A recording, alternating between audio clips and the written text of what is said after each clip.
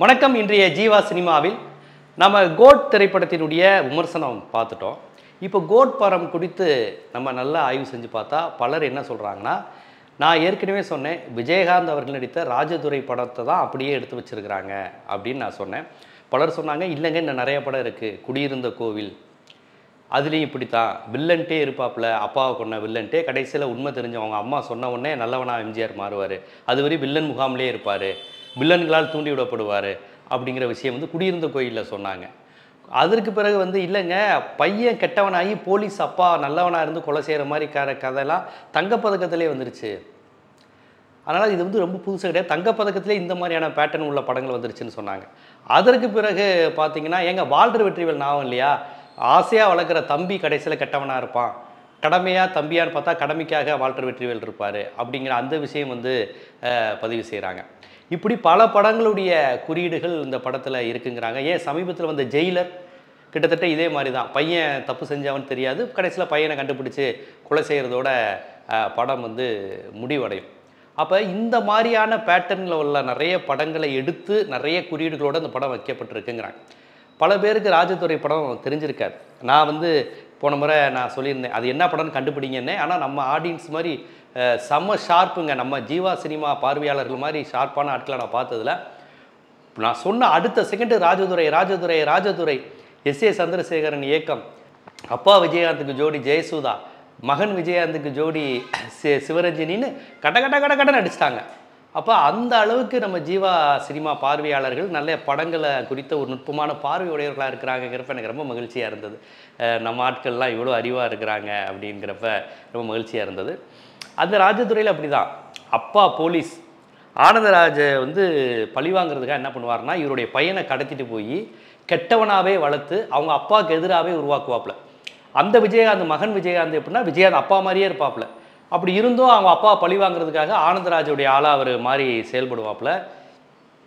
கடைசியில் அந்த சீன் கிளைமேக்ஸ்லாம் ஏதோ ஒரு சீன் வரும், அதாவது அவங்க அப்பாவை மேலே வச்சு இவர் கீழே நிற்பாப்புல, ஆனந்தராஜ் சுற்றுவாப்புல.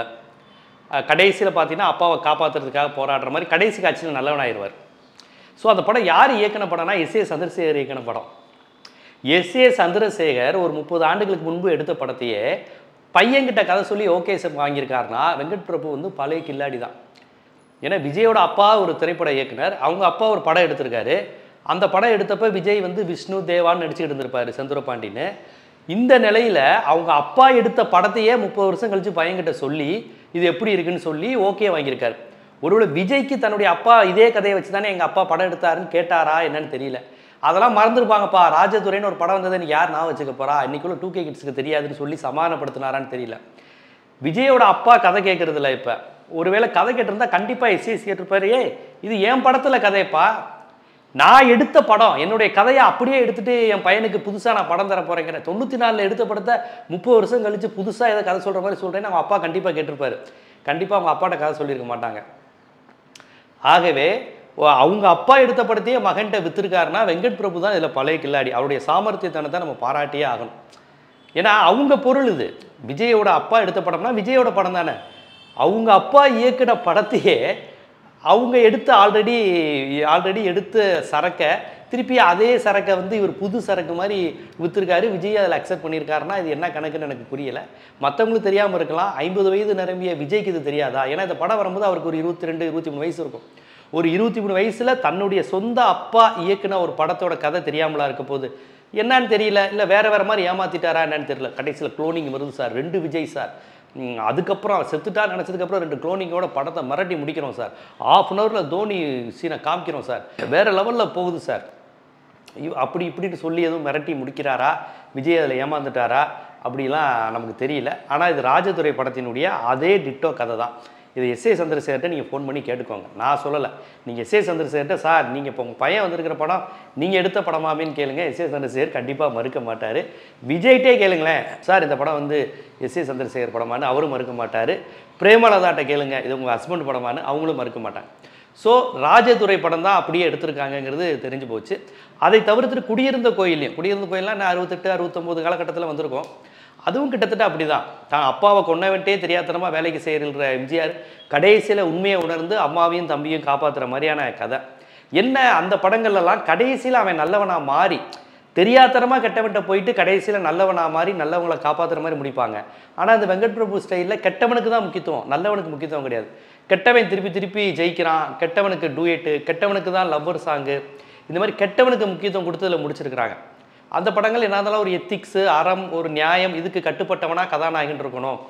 ஏதாவது ஒரு ஹீரோ இமேஜ் உள்ள நடிகர் கெட்டவனாக இருக்கக்கூடாதுங்கிற விஷயத்தில் வரும். இதில் விஜய் அரசியலுக்குலாம் வரப்போகிறாரு. ஆனால் இந்த நேரத்தில் காதலியை கதற கழுத்தை இருக்கிற மாதிரி காட்சியெல்லாம் நடிச்சுட்டு அந்த வில்லனுக்கு ஒரு இமேஜ் தர மாதிரியான ஒரு படத்தில் நடிச்சிருக்காரு. என்ன அரசியல் கணக்கோ நமக்கு புரியல. அந்த மாதிரியான கான்செப்டில் படத்தை எடுத்துருக்கிறாங்க.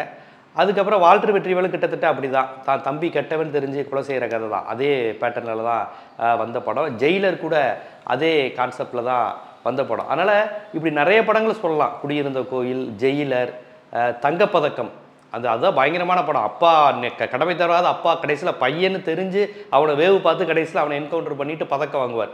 இதனால் மனைவியை இழந்தாலும் பரவாயில்ல, மகனை இழந்தாலும் பரவாயில்ல, நேர்மை கடமை இதுதான ஒரு காவல்துறை அதிகாரிக்குங்கிற அந்த விஷயத்தை அழுத்தமாக சொல்லிச்சு.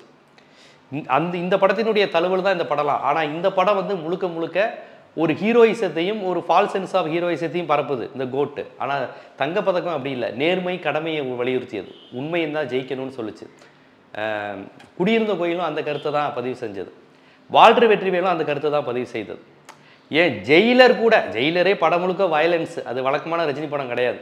இருந்தாலும் கடைசியில் தப்பு செஞ்சவன் கொலை செய்கிறேன் அப்படிங்கிற மாதிரி யாரையும் விட மாட்டேன், மற்றவனுக்கு இருக்கிற அதே நீதி தான் உனக்கு, பையங்கனால ஸ்பெஷல் கிடையாது அப்படின்னு சுட்டு கொள்கிற மாதிரி முடிஞ்சு. ஆனால் இந்த படங்களில் திருப்பி திருப்பி கெட்டவன் ஜெயிக்கிற மாதிரி, கெட்டவனுக்கு ஒரு ஹைப் இருக்கிற மாதிரி, அவன் செத்தும் ஏதோ குளோனிங் எடுத்து வராங்கிற மாதிரியான கான்செப்ட்லேயே முடிச்சிருக்காங்க. ஸோ ஏற்கனவே வந்த கதையை தான் ஏற்கனவே இந்த தமிழ் உலகம் 60 வருஷமாக பேசின அதே கதையை அப்படியே எடுத்து தான் பேசியிருக்கிறாங்க. ஒரு படம் 2 படம் இல்லை, பல படங்கள் இதில் இந்த மாதிரி கலந்துருக்கு. இன்னும் மிஸ் பண்ணியிருந்தால் கூட நீங்கள் கமெண்டில் சொல்லலாம். அது மட்டும் இல்லாமல் இந்த படம் பேசின அரசியல் ரொம்ப முக்கியமான அரசியல். தொடர்ச்சியாக ஒரு அமைப்பு பேரை சொல்லி, ஒரு முஸ்லீம் அமைப்பு பேரை சொல்லி, இவங்களாம் மோசமானவங்க, எனி டைம் குண்டு வச்சுக்கிட்டே இருப்பாங்க, போஸ்ட் ஆஃபீஸில் குண்டு வைப்பாங்க, கடைசியில் மாலில் குண்டு வைப்பாங்க, கிரிக்கெட் ஸ்டேடியத்தில் குண்டு வைப்பாங்க, யாருன்னா ஒரு முஸ்லீம் அமைப்பு அப்படிங்கிறது. இது இடையில கொஞ்சம் இல்லாமல் இருந்தது. இந்த திருப்பி இந்த துப்பாக்கி பீஸ்டில் ஆரம்பிச்சிச்சு. இப்போ திருப்பி இவர் ஆரம்பித்து வச்சுருக்காரு. வெங்கட் பிரபு வந்து திருப்பி அந்த தீவிரவாதம், அது இது முஸ்லீம் தீவிரவாதம், அது இதுன்னு ஆரம்பித்து வச்சுருக்காரு. இவரே தான் மாநாடுங்கிற படத்தில் அந்த முஸ்லீம் அடையாளத்தை வச்சே தீவிரவாதியை சித்தரிக்கிறத வச்சு ஒரு படம் எடுத்தார். இருந்தாலும் இதில் இப்போ இவங்களுக்கு கொஞ்சம் ஃபேஷன் வேணும்ல, இவங்களுக்கு கொஞ்சம் பேன் இண்டியா கான்செப்டில் முஸ்லீம்களை தப்பாக காமிக்கணும், உளவுத்துறையை வந்து பெருமையாக காமிக்கணும்னா முஸ்லீம்களை தீவிரவாதியாக காமிச்சாதான் இவங்களுக்கு கொஞ்சம் நல்லா இருக்குங்கிறனால இவங்களுக்கு ஒரு கவர்ச்சி வேணும், ஃபேண்டசி வேணும். புதுசாக யோசிக்கிற சரக்கு கிடையாது, புதுசாக கதை எழுதுகிற தன்மை கிடையாது. ஏன்னா கதைக்கே பஞ்சம். இப்போ கதைகளே வர்றதில்லை, ஏற்கனவே எடுத்த படத்தை தான் வேறு வேறு ஆங்கிளில் எடுக்கிறாங்க. ஸோ கதைகளே வர்றது கிடையாது, ஒரு நேட்டிவிட்டி, ஒரு கான்செப்ட் எதுவுமே இல்லாமல் இருக்கிறதுனால ஏற்கனவே எடுத்த படத்தை எடுக்கிறாங்க. அதுக்கு முஸ்லீம் தீவிரவாதினா ஈஸியாக எல்லோரும் நம்பிடுவான், அது நல்லாயிருக்கும். ஏதோ ஒரு நாட்டில் முஸ்லீம் தீவிரவாதிகள், முஸ்லீம்கள் தான் குண்டு வைப்பாங்க. இதை வந்து பொதுவாக பொது புத்தியில் நம்பி இருக்கிறதுனால ஒரு போலீஸ் கதை, ஒரு இராணுவத்தின் கதை, ஒரு உளவுத்துறை கதைனாலே முஸ்லீம் தான் அவங்களுக்கு டார்கெட். ஸோ இந்த படமும் அந்த மாதிரியான ஒரு கான்செப்டில் தான் எடுத்திருக்கிறாங்க. ஏன்னு கேட்டிங்கன்னா உங்களுக்கு வேறு கதையே இல்லை, தமிழ்நாட்டில் வேறு கதையே இல்லை. பாருங்கள், இப்போ அரசியலுக்கு வரப்போகிறேன்னு சொல்கின்ற விஜய் போன்றவர்கள் உண்மையில் தமிழ்நாட்டு மக்களின் பிரச்சனையை மையப்படுத்தி ஏதாவது ஒரு பேசியிருக்கலாம். தமிழ்நாட்டினுடைய வாழ்வாதார பிரச்சனைகள். இன்றைக்கி மெட்ரோவுக்கு 1000 ரூபா தான் கொடுத்துருக்குறாங்க. தமிழ்நாட்டுக்கு நிதியே தருவது கிடையாது, நம்மிடமிருந்து வரி வாங்கி கொண்டு நிதியே தருவது கிடையாது. முஸ்லீம் வழிபாட்டு தலங்களை இடிச்சுட்டு அதில் ஃபுல்லாகவே ராமர் கோயில் இருக்கா, கிருஷ்ணர் கோயில் இருக்கான்னு ஆராய்ச்சி செஞ்சுக்கிட்டு இருக்கிறாங்க. மாட்டு இறைச்சி சாப்பிட்டான்னு சொல்லி அடி வாங்கி கொல்லப்படுகிறார்கள் இஸ்லாமியர்கள், தாழ்த்தப்பட்ட மக்கள். இதெல்லாம் விஜய்க்கு ஒரு பிரச்சனையாகவே தெரியல. ஏன்னா அவர் அரசியலுக்கு வரப்போகிறதுனால தான் இவ்வளோ கேள்வி கேட்குறேன். இப்போ அஜித்தை பார்த்துன்னு இவ்வளோ கேள்வி கேட்கல. அஜித் எடுக்கிற படமும் கமர்ஷியலாக தான் இருக்குது, பெரிய லாஜிக்கோடலாம் இல்லை. ஆனால் ஒரு அரசியலுக்கு வரப்போகிறேன்னு சொல்கிறவர் திருப்பி திருப்பி முஸ்லீம் பயங்கரவாதத்தை கென்யாவில் போய் ஒழிக்கிறேன், தாய்லாந்தில் போய் ஒழிக்கிறேன்னு சொல்லக்கூடிய அபத்தம். ஒரு இல்லாத விஷயத்தை பேசி போதைப் பொருள் இருக்குது. லோகேஷ் கனகராஜ்லாம் பாருங்கள், ஒரு பெரிய போதை ஃபேக்ட்ரி இருக்கிற மாதிரியே கான்செப்ட்டு. ஏன்னா அப்போ தான் ஊராக சுற்ற முடியும், வேறு வேறு நாடுகளுக்கு போட முடியும். ஒரு கதை கொஞ்சம் இன்ட்ரெஸ்ட்டாக இருக்கணுங்கிறதுக்காண்டி ஒரு இல்லூஷன் வேர்ல்டை உருவாக்கி அதில் ஹீரோ பல பேரை கொலை செய்கிற மாதிரி காமிக்கிறாங்க. அந்த மாதிரியான விஷயத்தை தான் இந்த படத்துலையும் விஜய் எடுத்திருக்கிறார். இந்த படம் கமர்ஷியல் வெற்றி தோல்விங்கிறத விடுங்க, இது ஏற்படுத்துகிற தாக்கம். மீண்டும் ஒரு முஸ்லீம் அமைப்பு வந்து தீவிரவாத அமைப்பு அப்படிங்கிற அந்த விஷயத்தை பதிவு செய்கிறதுங்கிறது தேவையில்லாத விஷயம். இந்த படத்தில் இஸ்லாமிய அமைப்புன்னு காமிச்சாலும் மேனன் ஒருத்தன் தான் வில்லன்னு காமிச்சிட்டாங்க, ஒரு ஹிந்து மேனன் தான் வில்லனுங்கிற மாதிரி. ஆனால் அமைப்பு வந்து ஒரு முஸ்லீம் அமைப்புங்கிற மாதிரி தான் காமிக்கிறாங்க. அப்போ திருப்பி திருப்பி இந்த நாட்டில் இப்போ என்ன பிரச்சனையோ அதை பேசுவதிலிருந்து மடைமாற்றுவதற்காக தான் இந்த பிரச்சனைகள்லாம் இவங்க பேசிக்கிட்டே இருக்கிறாங்க. இந்த மாதிரி படங்கள்லாம் யாருக்கு சாதகமாக அமைய போகுது, இளைஞர்களுக்கு நீங்கள் என்ன சொல்ல போகிறீங்க அப்படிங்கிற கேள்வி இருக்குது. அதுவும் விஜய் அவர்களே, நீங்கள் ஒரு அரசியலுக்கு வர போகிறீங்க. அரசியலுக்கு வரும்போது தமிழர்கள் பிரச்சனை எவ்வளவோ இருக்குது. நீங்கள் மாநில அரசு, ஒன்றிய அரசு இரண்டையும் பார்த்து கேள்வி கேட்க எவ்வளவோ இருக்குது. ஆனால் நீங்கள் அந்த மாதிரி எதுவுமே இல்லாமல் பொதுவாக நாங்கள் முஸ்லீம் தீவிரவாதத்தை எதிர்க்கிறோம், முஸ்லீம்களை அழிக்காம விட மாட்டோம், முஸ்லீம்கள் எங்கே பார்த்தாலும் குண்டு வச்சுக்கிட்டு இருக்கிறாங்க. இப்படி எத்தனை குண்டு வெடிப்பு நீங்கள் பிறந்ததுலேருந்து தமிழ்நாட்டில் பார்த்துருக்கீங்க முஸ்லீம் அமைப்புகள் வச்சு. ஆனால் இங்கே எத்தனை தமிழர்கள் ஈழத்தமிழர்கள் பாடுபட்டிருக்காங்க, கொலை செய்யப்பட்டிருக்கிறாங்க, எத்தனை ராமேஸ்வரம் மீனவர்கள் கொல்லப்பட்டிருக்கிறாங்க, முல்லை பெரியார் தண்ணிக்காக எத்தனை ஒரு கேரளாக்காரன் தமிழ்நாட்டு ஐயப்பன் பக்தர் மேலே வெந்நியவே ஊற்றுனார், கர்நாடகத்தில் தமிழர்கள் தாக்கப்பட்டிருக்காங்களே. இந்த மாதிரி இஷ்யூவை பேஸ் பண்ணி ஒரு வசனம் ஒரு வரி உங்களால் படத்தில் வைக்க முடியுதா? இந்த பிரச்சனையை பேஸ் பண்ணி இந்த 10 ஆண்டு கால ஒன்றிய அரசில் எவ்வளவு தமிழ்நாட்டுக்கான நிதி வாழ்வாதாரம், கோயம்புத்தூரே அழிஞ்சு போச்சே, திருப்பூரே, இதை பேஸ் பண்ணி ஒரு சின்ன கதைக்களத்தில் ஒரு ஹீரோயிசமாக ஒரு படம் எடுக்கலாம். உங்களை மாதிரி 2 பெரிய நடிகர்களாக அதில் நடிச்சிங்கன்னா எவ்வளோ போய் சேரும் மக்கள்கிட்ட. நீங்கள் அரசியலுக்கு வரப்போகிற நீங்கள் இன்றைக்கி வரையும் டெல்லி அதிகாரத்தை கேள்வி கேட்க மாட்டேங்கிறீங்க, நிதி நமக்கு வரமாட்டேங்குது அதை பற்றி கேட்க மாட்டேங்கிறீங்க. அதை விட்டுட்டு திருப்பி அரைச்சமாவையே அரைச்சிக்கிட்டு இந்த தேசபக்தின்னு பேசுகிறாங்கல்ல, இந்த தேசபக்திக்காக படம் எடுக்கிறோம். அந்த படங்கள்லாம் நல்லா கவனித்து பாருங்களேன். அதில் ஒரு கவர்ச்சி ஆட்டம், ஐட்டம் டான்ஸ் இல்லாத ஒரு தேசபக்தி படத்தை சொல்லுங்கள் பார்ப்போம். ஜெய்ஹிந்தில் போதை ஏறி போச்சு, கிக்கு மாறி போச்சு, இந்த பாட்டு தான் ஜெய்ஹிந்தில் ரொம்ப ஃபேமஸான பாட்டு. அப்புறம் தாயின் மணிக்கொடி. அர்ஜுனால 2 செக்ஸ் பாட் இல்லாமல் தேசபக்தி படத்தை எடுக்கவே முடியாது. கேட்டால் தேசபக்தி படம் என்ன தேசபக்தி படம்? ரஞ்சிதாவை வச்சு 2 மோசமான பாடல்கள், ஆபாச பாடல்கள் எடுத்துகிட்டு கடைசி சீனில் தாயின் மணிக்கொடி அப்படின்னு சொல்லிட்டா போதுமா? அப்போ இவருடைய தேசபக்தியும் உண்மை கிடையாது. சும்மா செயற்கையாக சீனா மோசம், பாகிஸ்தான் மோசம்னு சொல்லிக்கிட்டு அந்த நாட்டு மீது, அந்த நாடு எப்படி இருக்குன்னே உங்களுக்கு தெரியாது, அந்த நாட்டு மக்கள் எவ்வளோ கஷ்டப்படுறான்னு உங்களுக்கு தெரியாது. அந்த நாட்டில் உள்ள பாகிஸ்தானிக்கும் இங்கே உள்ள இந்தியர்களுக்கும் எந்த பகையும் கிடையாது. அவனும் உழைக்கிறவருக்கும் இவனும் உழைக்கிறவருக்கும். ஆனால் சம்மந்தமே இல்லாமல் பாகிஸ்தானை கொடூரமாக காமிச்சு, அப்புறம் முஸ்லீம்கள் மோசம்னு காமிச்சு, இப்படி ஒரு கான்செப்டை வச்சு படத்தை ஓட்டிக்கிட்டே இருக்கிறாங்க. இடையில கொஞ்சம் இந்த கான்செப்ட்லாம் ஒளிஞ்சிருந்தது. திருப்பி இந்த பீஸ்ட்டு இப்போ வந்திருக்கக்கூடிய இந்த கோட்டு மூலமாக திருப்பி இந்த மாதிரி கான்செப்டை உருவாக்குறாங்க. போதும்யா, தமிழ்நாட்டு நடிகர்கள்லாம் சர்வதேச தீவிரவாதத்தை ஒழிச்சது போதும்யா. நம்ம நாட்டில் இருக்கக்கூடிய பிரச்சனைகள் என்ன, கவர்மெண்ட் என்னென்ன பிரச்சனைகள் பண்ணிக்கிட்டு இருக்கு, எவ்வளோ மக்கள் பாதிச்சுட்டு இருக்கான், விஜய் ரசிகர்கள், கூலி தொழிலாளி, அவனுக்கு என்னென்ன பிரச்சனை நாட்டில் இருக்குது, இதை பற்றிலாம் எதுவுமே பேசுவதில்லை. இந்த நிதி கேட்டு எல்லா அரசியல் கட்சியும் போராடுறானே அப்படின்னா என்னன்னா தெரியுமா? இது மாதிரியான பிரச்சனைகள் குறித்து எதுவுமே பேசுவதில்லை. நம்ம நாட்டில் உள்ள உங்களுக்கு நேஷனல் படம் எடுக்கணுமா? இந்தியா படம், மல்யுத்த வீராங்கனைகள் பாலியல் சீண்டல் வருதுன்னு சொன்னாங்களே, அதை பற்றி ஏதாவது ஒரு டயலாக்கு, அது குறித்து ஒரு வசனம் பேசி அதை பேஸ் பண்ணி ஒரு படம் எடுக்க முடியாது அவங்களால? இல்லை பேன் இண்டியாங்கிறீங்களே, உண்மையான பேன் இண்டியா அதுதான். மணிப்பூரில் நடந்ததே நமது இந்திய பெண்களுக்கான கொடூரம், அதை பற்றி ஒரு பேன் இண்டியா படம் எடுக்க முடியாது.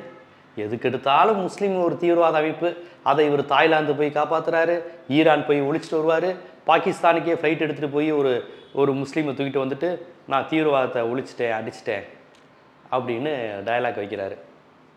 இந்த மாதிரி இது ஏன்னா நீங்கள் அரசியலுக்கு வேறு வர போகிறீங்க. இன்னும் அரைச்சமாவை அரைக்கக்கூடிய நிலையில் தான் நீங்கள் சினிமாவில் இருக்கீங்கன்னா, பொது புத்திங்கிறது இன்றைக்கி இஸ்லாமியர்களுக்கு எதிராக ஒரு புது புத்தி இருக்குது, தலித்துகளுக்கு எதிராக ஒரு புது புத்தி இருக்குது, தமிழ்நாட்டுக்காரனாலே இவன் பிரிவினவாதம் பேசுவான்னு ஒரு பொது புத்தி இருக்குது. இந்த பொது புத்தியை தான் நீங்கள் சினிமாவில் தொடர்ந்து விதைக்க போகிறீங்களா, இல்லை இந்த பொது புத்தியில் தான் நீங்கள் அரசியலும் செய்ய போகிறீங்களா? இந்த கேள்வி வருது. எப்படியா இருந்தாலும் இந்த படத்தை நல்லா விற்றுருக்காரு வெங்கட் பிரபு. அதுவும் அவங்க அப்பா எடுத்த படத்தையே விஜய்கிட்ட விற்றுருக்காரு. விஜய்க்கு இப்போ நான் இவ்வளோ நேரம் பேசின அரசியல் கொஞ்சமாவது புரியுமா தெரியுமான்னு எனக்கு தெரியல. ஆனால் விஜய் ரசிகர்களே, நீங்கள் தயவு செய்து சினிமானா என்ன, சினிமா எத்தகைய அரசியல் தாக்கத்தை ஏற்படுத்தணும், ஆனால் அவங்க என்னெல்லாம் பண்ணிக்கிட்டு இருக்காங்கிறத நீங்கள் மனசாட்சியோட நீங்கள் யோசித்து பார்ப்பீங்கிறதுக்காண்டி தான் இந்த பதிவு. இது போன்ற பல்வேறு பதிவுகள் சினிமா குறித்த பேசப்பட வேண்டிய அரசியல்களை நீங்கள் தெரிந்து கொள்ளணும்னா ஜீவா சினிமா சேனலை சப்ஸ்கிரைப் பண்ணுங்கள், ஆதரவு தாங்க. நன்றி.